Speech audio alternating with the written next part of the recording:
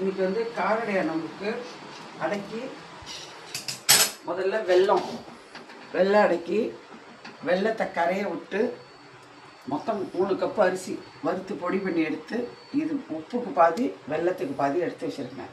வெல்லத்துக்கு 300 gram வெல்லம் போட்டு 4 cup ஜலம் வச்சு நல்லா கரைய வச்சு வெடிகட்டி எடுத்துட்டு அதுக்கப்புறமா காராமணி வறுத்து வேக வச்சுக்க வேண்டியது. அதில் பாதி காராமணி தேங்காயை பல்லாக பொடியாக நெருக்கி வச்சுக்க வேண்டியது. காராமணியும் தேங்காயும் இந்த வெள்ளை ஜலத்தில் போட்டு வெடிகட்டி எடுத்தப்பறம் திருப்பி இனிப்பு அளந்துட்டு அந்த வெள்ளை ஜலத்தை அதில் போட்டு இந்த காராமணி தேங்காய் ஏலக்காய் பொடி எல்லாம்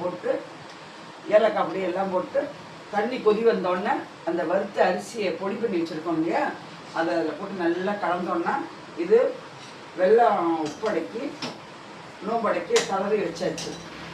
இது வெள்ளடை ஏலக்காய் பொடியிலேருந்து எல்லாம் போட்டு வச்சுருக்கோம். இது உப்பு குழக்கட்டை.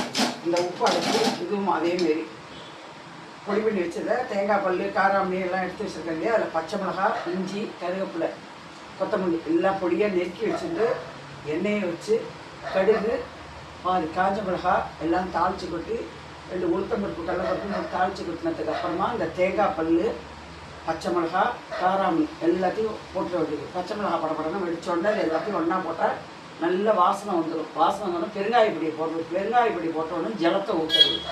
ஜலம் அதுக்கு தேவையான அளவு உப்பு, இது 1.5 கப்பு, அதனால் 1 டீஸ்பூன் உப்பு போட்டுருக்கேன். உப்பு போட்டு நல்லா தண்ணி கொதிச்சோடனே அதே அரிசி பொடி மாவை பாதி பிரிச்சதில் போட்டு நல்லா தண்ணி கொதிச்சோடனே ரவா உப்புமா கலர் அப்புறம் நல்லா கெட்டியாக கலரி எடுத்து வச்சுருந்தாச்சு. அதுக்கப்புறம் இந்த அளவுக்கு உருட்டி வச்சுட்டு இந்தமாரி உருட்டி ரவுண்டாக வச்சு இப்படி கையால் அழுத்தி நடுவில் எடுத்து வச்சோம்னா விளையாயிடும். இது இட்லி தட்டிலையும் வச்சு வேக வைக்கலாம், இல்லை குக்கரில் ஒரு தட்டில் வச்சு எல்லாத்தையும் ஒன்றா வச்சு மேலே ஒரு தட்டு போட்டு ரெண்டுத்தையும் வச்சு ஒரு 10 நிமிஷம் வேக வச்சோம்னா வெந்து போயிடும்.